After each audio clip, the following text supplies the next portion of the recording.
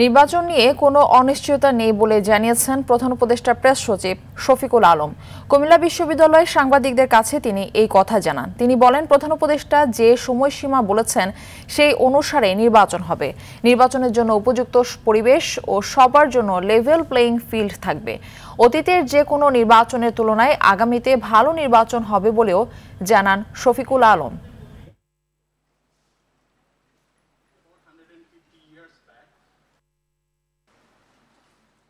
নির্বাচন ঠিক যে সময়ে বলা হয়েছে ঠিক সে সময়ে হবে এবং আপনারা দেখবেন যে খুব সুন্দর পরিবেশে পিসফুল একটা নির্বাচন হবে এবং বাংলাদেশের ইতিহাসে one of the best election হবে। প্রফেসর ইউনূস এটা বারবার বলছেন, আমরা আবারও বলি নির্বাচন নিয়ে কোনো ধরনের কোনো অনিশ্চয়তা নাই।